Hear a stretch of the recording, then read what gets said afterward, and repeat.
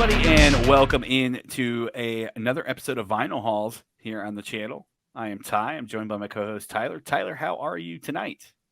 I'm doing great, brother. Always good. Always good on Yeah. a nice Wednesday night recording session. So I'm good with it. It's like a good midweek break. You know, it gives you something to look forward to, like middle of the week, to just talk for a couple hours about That's music. true. So, Yeah, we don't talk about music any other time, so we'll fit it in, fit it in on Wednesday nights. Very true. Very true. But anyways, guys, we record it. Exactly. But anyways, guys, if you are new to the channel, welcome in. If you are coming back, welcome back. Make sure you hit that subscribe button, notification bell, like the video, comment down below too what you guys have been picking up. We'd certainly appreciate the support here on the channel. We do vinyl hauls pretty much weekly, and I've got quite a backlog. Actually, I got 2 that I got to put up. So we'll record this, and I'll add this onto the backlog.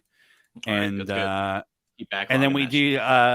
We do the main topic pretty much weekly too, where we do a deep dive into a specific topic, usually about music or vinyl related stuff. And then sometimes you get unboxings and stuff on the channel too. So check us out, hang out with us every week at least. So we appreciate that. So I got quite a bit of stack here to go through. I was actually really fucking shocked how much I had. All right. It's like, holy shit. When you add it all together, it's like you kind of realize how much money you spent, and then you just feel stupid. Yeah, I was with you for a lot of it. Have you gone to Zia after work? Well, I went to Zia the one time I texted you, and I got a few things there, and then we got the stuff when we went out, and then I picked up one other thing which you already know about because I texted you. So it's just kind of it wasn't all like that expensive though. So we'll go over it. So what do you got? I know you said you didn't have much pickups, but I know you said you have this. So I don't have any pickups. I think I have pre-orders coming. I actually do have a couple orders coming. I did because Rise Records was doing a clearance. So I bought a couple things off there, and so I have things in process. I don't have anything here right now, but I was listening to stuff this week, so I might as well just pulled it. And so I listened to it because we just talked about this band for half a second because you found the record at In Groove, one of the shops. And I just pulled out and I was listening to, because I'm not gonna lie to you, they're always kind of in the rotation a little bit. So I just pulled both of them out. A little bit of Everclear. So I got Sparkle and Fade and So Much for the Afterglow. There you go. Boom. And so we found, which one was it? Sparkle and Fade or Afterglow? Afterglow. Afterglow. Okay. So found this, not this one, but this weekend at one of the shops. And it was going for a nice $45 bill. Mm-hmm. That's kind of what they're at. So I've had these for years now, and so Everclear, Everlast, very different. Yep. Yeah, very different guy. So Everclear is always in the discussion for me with my music playlist. I'm sure if I went back to my top 100 songs, all the Everclear songs are all in the playlist somewhere. So threw them on. Like I'm not deep on Everclear. I love all the songs that we all love, whatever. The greatest hits is really where we're at here. There's some lesser songs, I suppose, in these records that are still really cool. Like So Much for the Afterglow, it's a single. Everything to Everyone, so fucking good. It's a big single. Very big single. New Life, Father of Mine on here. Amphetamine's really good too. And like California King is also cool. So this record has cool songs, but it's loaded with the singles, obviously. And this one's more a little less single driven. So like on here, it's just going to be Santa Monica, and is that it, right? Yes. Yeah, I was gonna Summerland. I was gonna ask you what is on that. So Santa Monica, Summerland, a Heroin Girl's on here. Make Me Feel Like a Whore. I can't remember that song off my head right now. But for the big singles, got some Hinder titles. That's like a Hinder or like a Nickelback song title. Her Brand New Skin is another one, and My Sexual Life closes one out. So Art had some sexual frustrations to work out on that record. So I know Art's story a little bit, and it's not great at all. Shocking, right? Shocking. But I know that he had obviously a very traumatic and horrible experience with his father, and then he also got molested when he was a child, Ugh. and so a lot of songs are about that.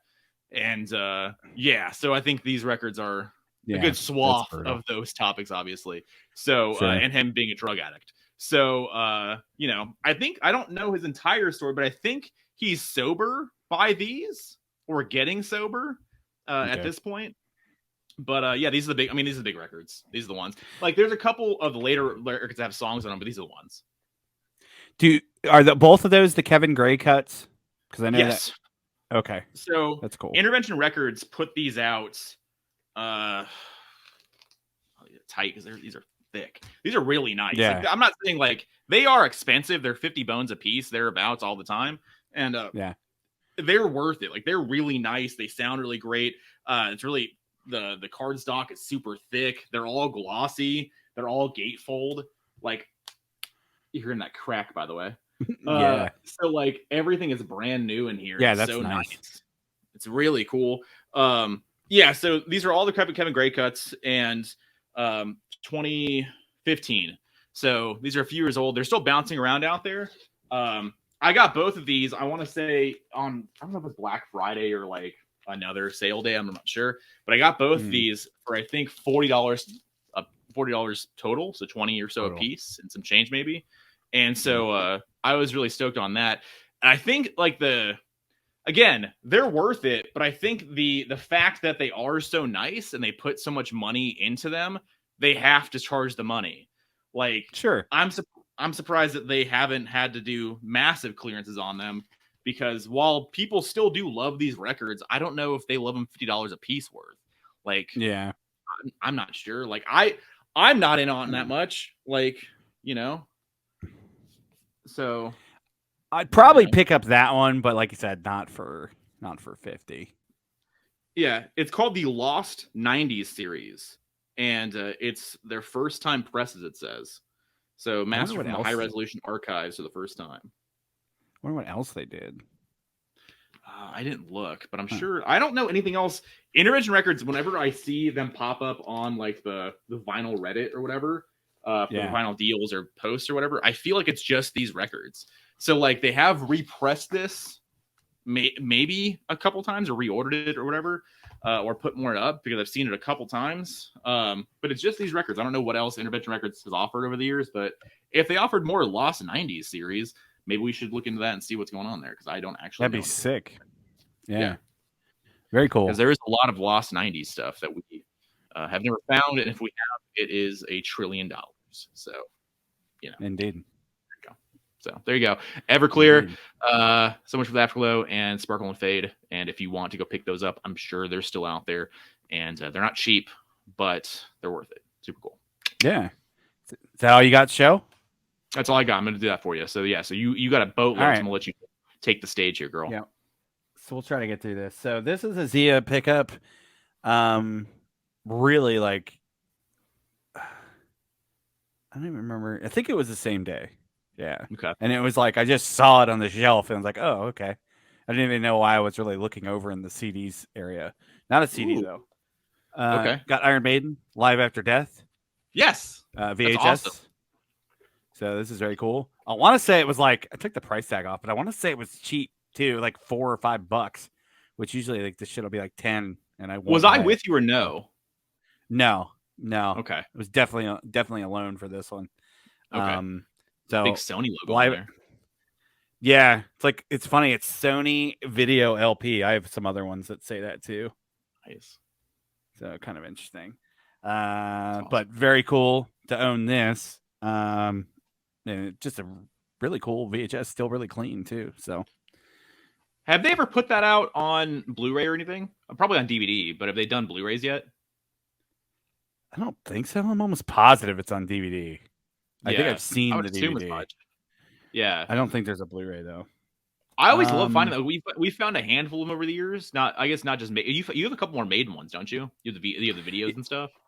Looking down there, I've got 3 more. I got Made in England. Yep. And then two other ones that are like videos, I think, and promo stuff, promo videos. Yeah. When we find them and they're not really expensive, I buy them. There's no reason not to. It's just awesome little tidbits of memorabilia. Oh yeah, 100%. And if I ever want to hook up the old VCR, Two in HDMI one. VCR, I can do that if I ever want to dig it out of the closet. All right, let's see here. Let's jump to this because I got more of this band later.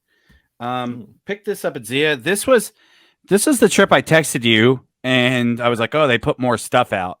Yes. You're eventually, if you're following along on Vinyl Halls, you're going to see a haul where I got a lot of like really cool 80s metal. Yeah. And I don't know if this is a part of it because it's not as nice, but picked up a Black Sabbath featuring Tony Iommi of Black Sabbath. That's not So in the title. I just find it funny. Yeah. This is Seventh Star.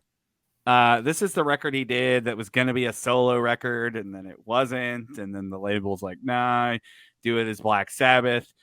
Glenn Hughes sings on this. Really cool record, really bluesy, not really Sabbathy at all. The original idea behind this, and he later did this on his other solo album, Almost Positive, was to bring in a different singer for every song. Oh, wow. And it just didn't do that. And then it was like the label was like, let's just put it out as Black Sabbath. So it just became a version of Black Sabbath, even though Glenn Hughes didn't want to be in Black Sabbath. And he really had a lot of hangups about being in Black Sabbath. And he was told it was just going to be like it was going to be on a Tony solo record. Yeah. Because he didn't want to do like the touring and shit that came with that.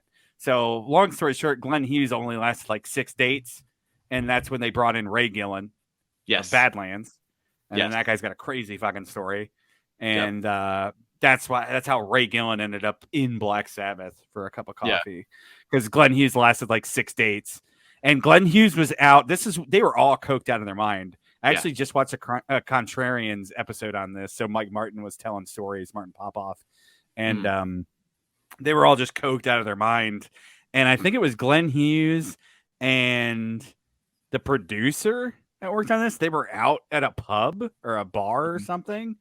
And they ended up getting into a fight. And the producer punched Glenn Hughes. Oh, wow. And I think what Martin said, he punched him in the nose so bad, like all the blood went down his throat and shit. Mm-hmm.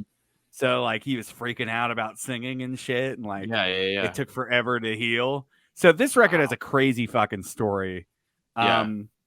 Unfortunately, this is an RCA edition, and sometimes you can get really good sounding ones. This one does not sound well at all.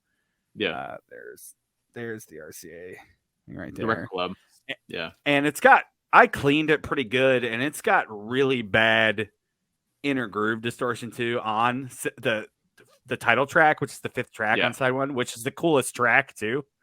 So that really sucks because that's by far the best track on the album. So but this is a really interesting like piece of history within Sabbath, and this shit, like the Tony Martin era, doesn't get talked about a lot. But this is a cool record, and like if you had never given it a shot, give it a shot because it's way more bluesy and still got some good rockin' songs. Like 7 Stars is a really fucking cool song. Yeah, and so I remember we used to see that record about. Not often, but way back when we would see it about enough. And now you definitely don't see it very often at all. Another thing about that one, so real quick, so is that a Steve sticker that they colored out on the cover of that or no? I'm wondering. No, I don't think so. It looks way old. Okay. Interesting. All right. So I also have a story that I think is true. I think everything I'm about to say is true.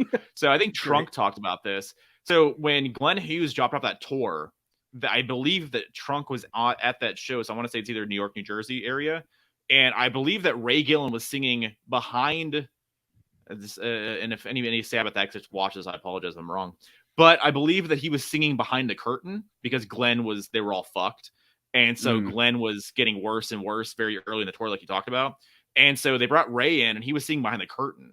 And he's singing to help Glenn out. And then in the middle of the show, like I said, I think New York, New Jersey, in the middle of the show, Glenn was fucked. Gone.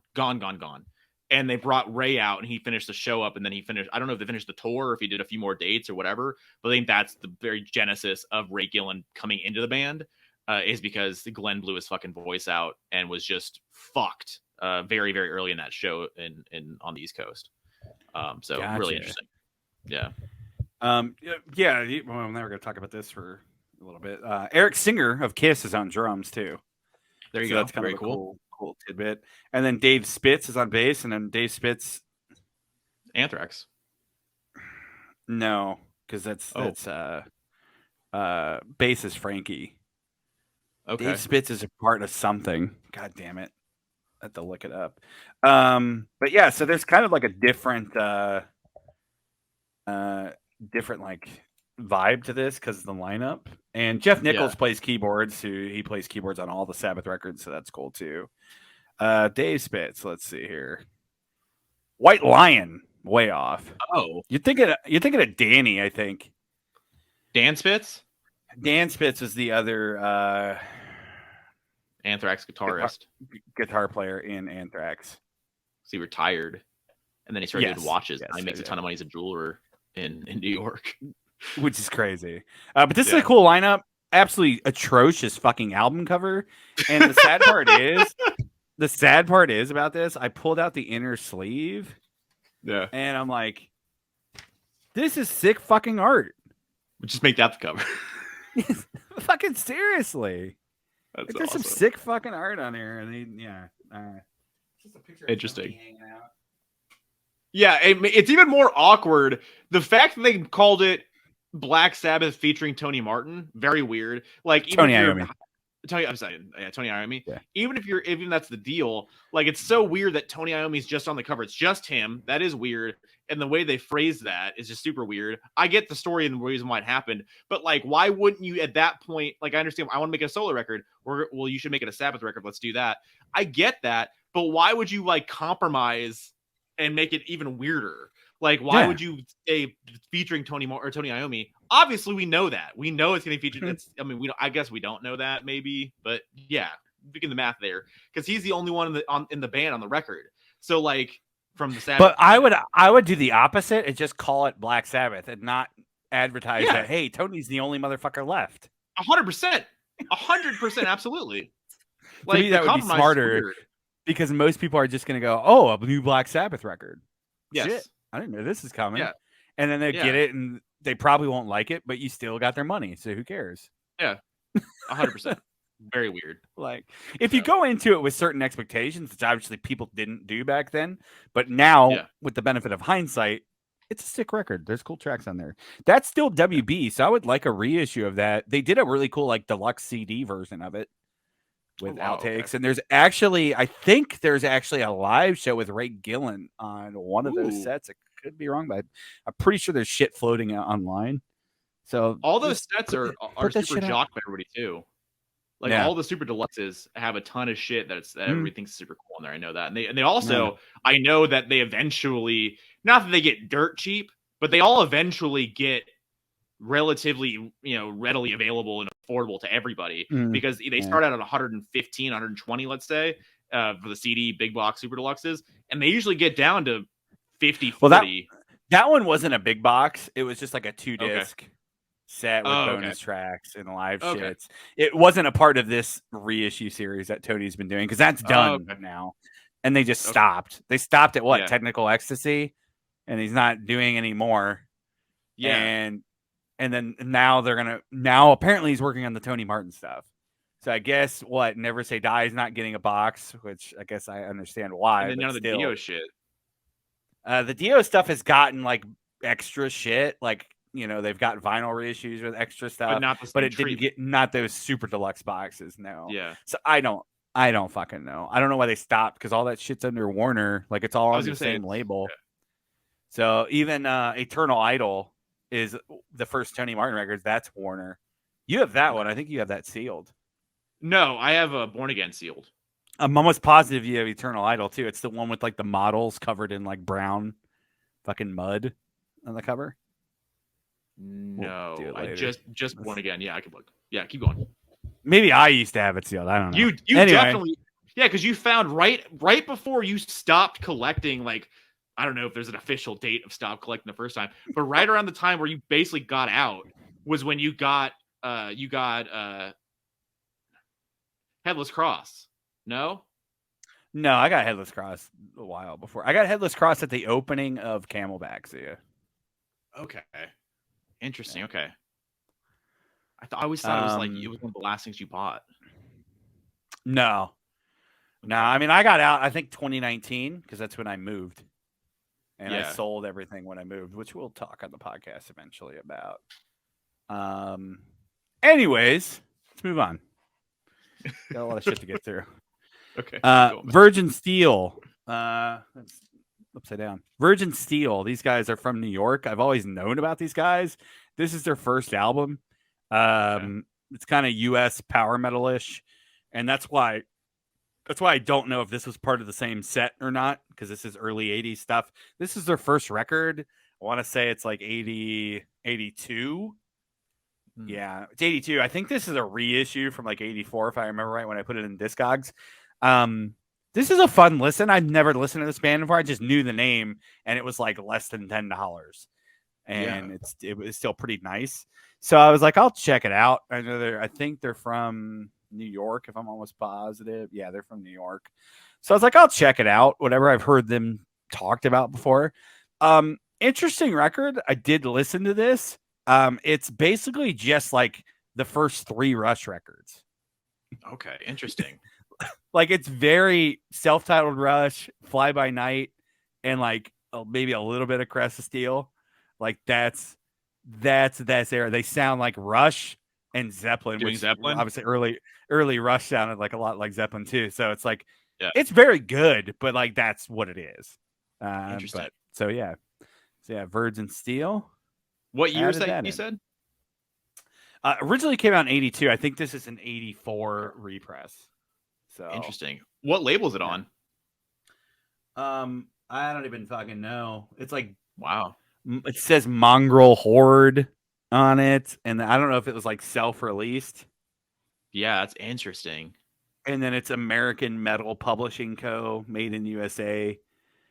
Copyright 1982, American Metal Publishing, and then copyright 1984, Brain Eater Limited. Nope. So I don't think this is a wide release. They're still not a big band. So they definitely weren't not a big band when their first record came out. So yeah, interesting. Okay. Wild. All right. This one Tyler knows about. So I got Cool. Fragile. Picked this up at Barnes and Noble. I was in the area of a Barnes and Noble that had it, and I looked this up. Was reading a thread on the Steve Hoffman boards, and they were talking about how this is a Kevin Gray cut, and everybody was talking how this is a really good pressing of this.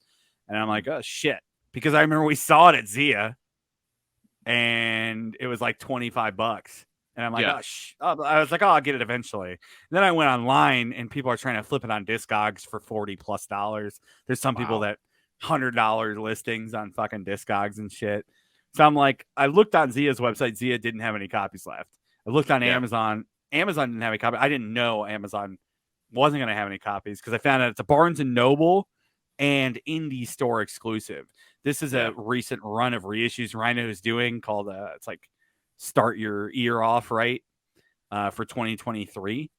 And it's like there's a bunch of records in there. This is really the only thing I'm interested in. There's a Genesis record too that maybe eventually I'll pick up. People were trying to flip it, and then I was just randomly looking on Barnes and Noble, and I saw a few stores in stock. So I'm like, okay, I can get it. And then I was by a Barnes and Noble in an area of the town I'm never in, just happened to stop in, and they had it. Nice. And it's very nice. I spun it. Very good sounding. Like I don't have anything to compare it to because I don't have an original, and obviously I don't have the MoFi, but it's clear. So that's nice. Cool. There you go. And it sounds really good. Just a classic 25. Obviously this has Roundabout on it, so that's the big famous Yes song. But there's a ton of good shit on here. There you go. Yeah, it was like $25, I think. That's awesome. Something like that. I'm not gonna argue with that. So picked up at Zia Carnivore. This is a recent repress of. This is Peter Steele's band before he was in Type O. Oh, okay. Negative before he formed Typo Negative. So they're way more like hardcore crossover thrash type stuff. It's on like a neon green. Piss So yellow looks very to me. cool. Yeah. It's a very cool. This is like nothing. It's like Typo. It has some in common with the first Typo Negative, but it's not. It's very heavy. Very Is heavy. he? So my experience with Typo is obviously Peter doing Peter's voice, but maybe I just don't know early Typo. Is early Typo like him like yelling or screaming, or is it always him singing Mhm. like Peter sings? No, it's more of like a yelling, like a hardcore. Okay. Yeah. You Okay. know what I'm talking about type Yeah. of Yeah. stuff. Like less like gothy, like deep. Yo. The shit Peter for. Yeah. Yeah. So this That's is what. Yeah. much in the same way. Very cool tracks on here. A lot of it is like just Peter's wonderful sense of humor. So you got Great. like a song on here called "Male Supremacy." And the lyrics are just like ridiculous. You, you got World Wars 3 and 4. So not just World War 3, World Wars 3 And and 4. yeah. So Yeah. this is definitely, you got a song called Legion of Doom too. That's pretty What cool. year? What year is that? Shit. God damn it! I can't put me on the spot. Yeah. Hold on. I thought it'd be. Let's see. 85. That's the earliest copyright on here. Yeah, That probably sounds that right then. to me. Yeah, I think. Let's see. Hold on. So we got 85er Correctamundo. Yep. Yeah. So how old's Pete at the time? So 85. Pete's gonna be. He's 23 years old. So yeah, I think that's stuff that you write about when you're 23, I guess. And then we got Retaliation. Oh, okay. This is the follow up to the self-titled. There you go. So this is on like a green, darker green. It's funny because it's basically like a typo green. Those are Roadrunner too? So yes. Yeah. Wow. All right. Roadrunner opened Yeah. the vault up, even though they got bought out. They got opened the vault up. Yeah, it's not put out by Roadrunner though. It's somebody else. Oh. But they're originally Roadrunner stuff. This is FD Administration. I have no fucking idea. But this has some more songs on here on the back. Obviously, I don't know why I said that, more songs on the back. But it's got, what I wanted to say is it has demos and shit too, which is cool. Yeah. Any cool covers on those or no? No, I don't think they do any covers on here. But you got songs like Race War, it's classic. Jesus Hitler. All right. Classic. Manic Depression, 5 Billion Dead, Sex and Violence. Got the guys looking all. They the cool thing about Carnivore is that this is a 2 LP as well. Nice. Cool thing about Carnivore is they actually like did some reunion shows, like it was like a few years before his passing. So that's cool. Yeah. So that means, I guess, that Roadrunner is allowing people to license out their shit. Then it looks like, I assume. So that's some stuff comes out and like some stuff doesn't. So I have no fucking idea. I have no idea. Wild. All right, pick this up. This was definitely in that first set of cool metal that I passed on. I passed on this initially, and then the second time I went back, I'm like, all right, a week later, still there. I had to get it. So this is Overkill. This is Under the Influence. Got the hype sticker on there. That is very cool. Very cool. I'm not a huge Overkill fan, but you get the old Megaforce logo on there, which is awesome. I'm not a huge Overkill fan, to be honest with you, but this record's really fucking cool. I did spin this one, and there is songs I've known about on here, like Hello from the Gutter. That's a big Overkill song. There's also a Gold Stamp promo. Ooh. Which is even cooler. Yeah, and I think this is another Stever. Nice. Shout out Steve. So yeah, there's some cool tracks on here, and this is a cool pressing of this. What I think this is 88. Yeah, this came out in 88. Okay. So this is very, very cool. And I did enjoy this too. It's like the credits are like movie Oh yeah, that's very cool. credits. So I was like, that's kind of a cool touch. So very Is cool to that the have that record or no? with hype. They got quite a few records actually. Like you'd be Okay. actually surprised. They got like this early era of Overkill gets jocked quite a bit. And Yeah. like I should give them another chance. Honestly, there's one of those bands I like listen to like maybe like a few times. They're Yeah. like the biggest albums and I just kind of gave up on. But they're like a heavier Anthrax. I mean, I they're from know New York. they're I always got similar vibe. But yeah, I know the my only Overkill like stuff is I just know that they're like if you were to do the big four and then they would do like the big seven, let's say, or the big six, people would say they'd be kind of in that, I guess. yeah, I think you do like Testament, Exodus, Overkill. Like those would be like the Yeah. next three bands you would probably add to Yeah. it. All right, so moving on, just got a shit ton of New York bands. Just realized that. So There you picked go. up Riot. This is also at Zia. This is Restless Ooh. Breed. Riot's like an early. They started in the '70s, kind of just a good hard rock band. They later got pretty heavy. Their album Thunder Steel, I think, is a pretty heavy kind of speed metalish. I guess it's like proto thrash. I There you go. guess there's a lot of this stuff. But I Interesting. got Restless Breed. Some of the worst fucking album covers ever. They have a seal for their mascot, by the way. I kind of like that. I So, kind of like that. It's cool. and then I got Born in America from Riot as well. Like this guy, I That forget one's this guy's name. He actually has a name. So, interesting. got some What early. year is that from? These are both 80s. I want to say this is like 82. This one's 82. I think this one's like 80. Okay, I was gonna say if it was 80 like Yeah. 4-ish, I wonder if they were doing a takeoff or not takeoff necessarily, but like doing a reference to Bruce. 83. Okay, so I guess year before 84, yeah. Interesting. So, Maybe Bruce yeah. copied Riot. Born Bruce in the who? USA. Springsteen. Born in the Oh, USA, gotcha. born in America, you know. Very true. Very true. Yeah. I thought you were talking about the fucking mascot, and I'm like, who fucking copied the seal? Like, it's a literal No. seal, Yeah. and it's on like almost every one of their album covers too. Like, this is the worst idea anybody ever had. There you go. Moving on, still from that same. This is another one I put back. Picked up Paul Di'Anno's Battle Zone. This is his solo album, and this is from 87. I haven't spun this whole thing yet, but I listened to the single that's on YouTube. There's a video for it, and it's a fucking cool song. Like it's really interesting to hear. Like maybe this is what Maiden would have fucking sounded like if he would have stayed in the band. Does it sound like the first record or no? Or the first two, right? Yeah, but it's a progression. Like it's way more late 80s style. Okay.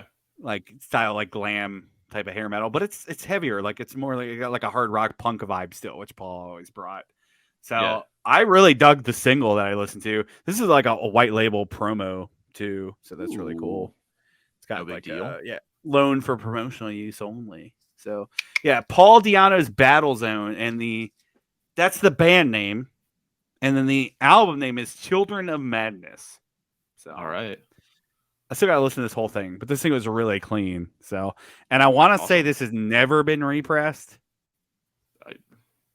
from what I was looking on Discogs. So, yeah, that's crazy. Also, that was like $9, wasn't it? it was less than 20. I don't think it was that cheap.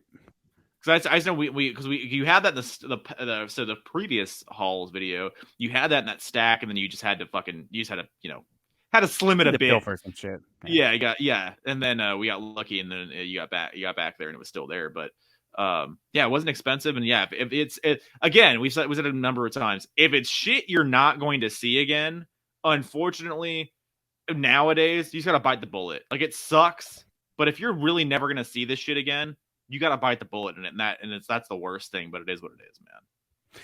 You do and you don't, because you can always get it online, but like it's one of those things where like prices are just shit like that's never gonna go down. I don't think like it's always gonna maintain at least what it is.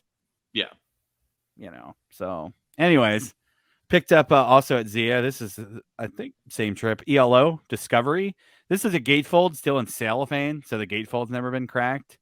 So that is very cool. It's got a Target price Ooh, sticker right there, I like that. which I appreciated as well. It was once $7.99 in All right. Target. And then the coolest thing about this too is the ad to get all your ELO Ooh, merch. that is sick. You got these That's real hotties sick. modeling ELO Good job. merch. Good job, Jeff. That's who wears the ELO merch is hotties. Oh yeah, always. And then The you hot got the brunette. satin jacket. And I was looking at the prices, Tyler. The satin jacket was $90. And I'm like, that's like today's money. Okay, so what year is that, Ty? I got her. It's like 79. Okay, so $90 in 1979. I think. How much is how much? What's the inflation you think on that? I'm gonna say it's like $200. I'm gonna say it's 200. like 230. All right. I'm really curious. So, And there's the back of the ad. Just got an advertisement for all the prior ELO records. So I really dug that too. that's cool. Tyson. What is it? The shirts were only 6, 7, and 8. So I don't know why the jacket's fucking $90. $362. Ooh. God damn it, Damn. Jeff! What are you doing? Oh my god. Yeah, that's a lot of That's money. that's a summertime light bill right there. What are we talking about? Yeah. Good lord, my friend. God. All right. So now we're gonna get into stuff that we got Tyler and I got last weekend when we went out. All this stuff is from 2 stores. This all stuff is from In Groove. Local store, probably the most fucking popular store in the country now. As far as like vinyl collectors go. It truly is. Shout out Mattress Mike. Picked up Christine McVie's 84 solo album, self-titled. Got the hype on there. This was sealed. I did open it. I listened to this last night. I didn't spin this, but I listened to it on Cubase, and it's a fun little record. Cool thing about this is Lindsey Buckingham is on a lot of tracks, playing guitar, doing backing vocals. Mick Fleetwood plays drums on a track. Steve Winwood is actually like on almost the entire record playing keyboards, and he actually sings a track with her. Nice. And then also Clapton's on a track playing guitar, so it's kind of a really cool like all-star band cast. Definitely a fun record. There's some cool tracks on here. Honestly, all these songs would just be better as Fleetwood Mac songs, because then you could add Stevie singing and Lindsey singing too. So Stevie's the one not on there then, right? Stevie's not on here. Yeah, Mick and Lindsey are though. But it is a cool album. Probably not one I'll go to all the time, but just cool to have. It was sealed. I opened it. It's very nice. Not warped or anything. So, R.I.P. Yeah, that too. It was cheap, so I had to pick it up. This is a very early pressing of this. For those about to rock, I always loved that because Back in Black has a silver logo. Ooh, so it matches that, and this is brown Atlantic. Never knew that. That's a really nice little aesthetic right there. I mean, this record, it definitely is not nearly as good as Back in Black.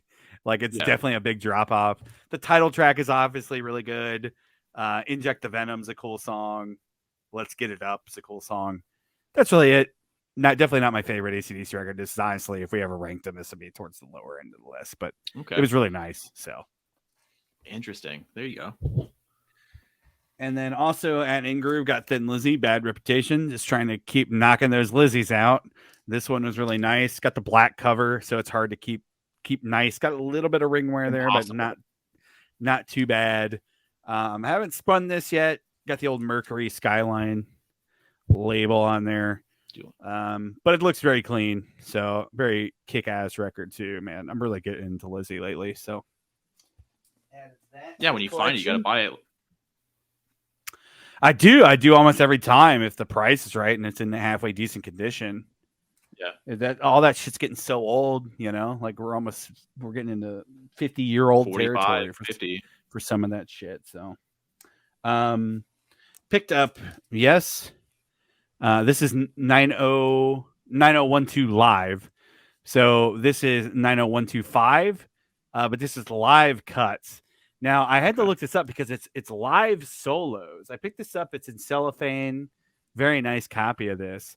And I was like, what does solos mean? So I haven't spun this yet, but apparently this is like solos from a VHS that they released. Oh. So I don't think there's full songs on here. So like this is a very like the reason they released this is to promote the VHS because I opened the inner I opened the inner and the inner I opened this up and looked at the inner sleeve and the inner sleeve is just like by the Yes Live experience, all this shit. Yeah. I haven't spun this yet, but it's kind of a weird oddity. So that is very cool. Weird. I've been listening to the shit out of 90125. Like that record's, I know it's a weird Yes record because it's very 80s and very poppy. That had Owner of a Lonely Heart on it. So I know a lot of like true diehard Yes fans aren't in love with that record, but that record's fucking sick. So that is showing up in a future vinyl hauls. I got it coming. That's awesome. So that is cool. So it's cool. I'm curious to check that out because I really dig the record that tour is based off of.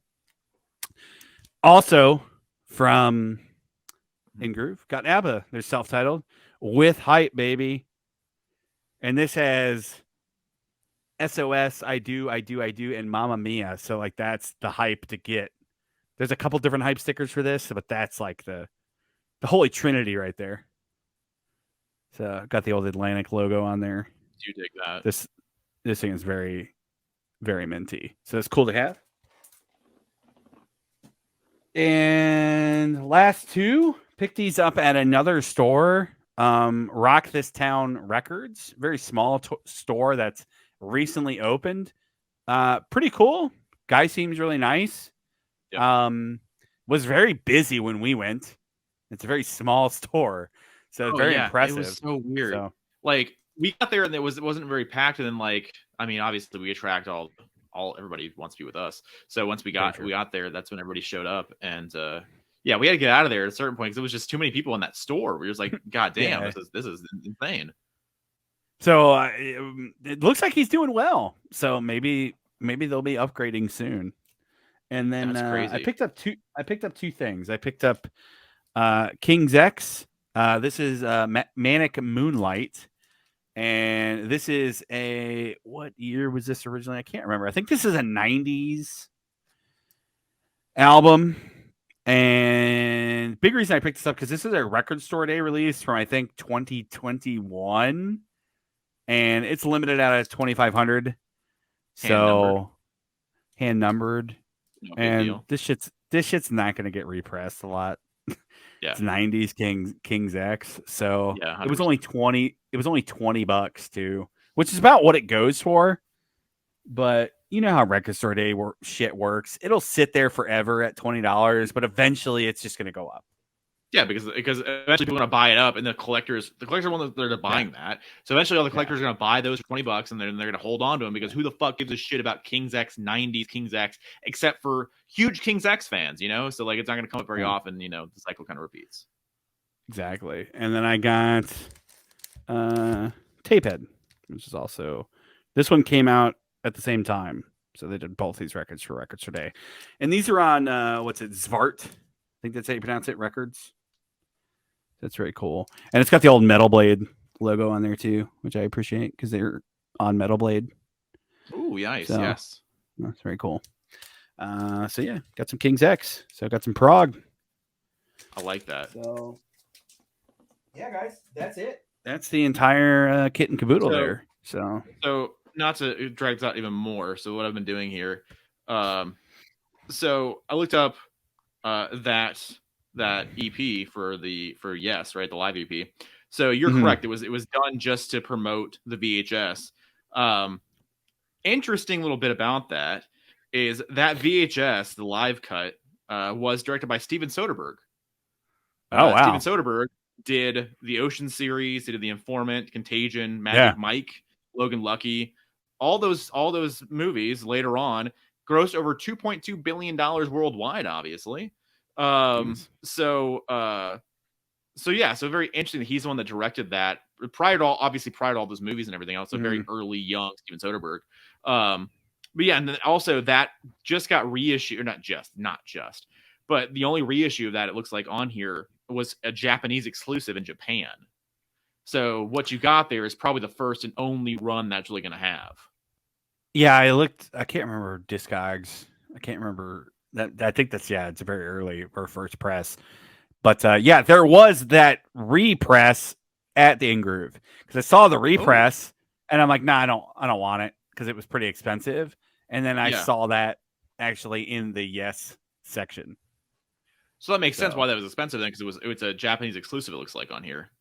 So okay, he did have it. He did have it. I don't know if it was brand new or was it used. So, but it was there.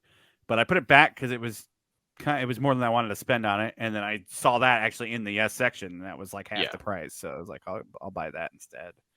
So that was very cool. Yeah, random tidbits about that.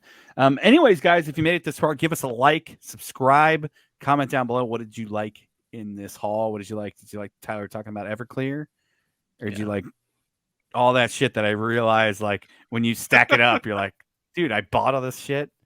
But anyways, guys, we will see you next time on the next edition of Vinyl Haul. Peace.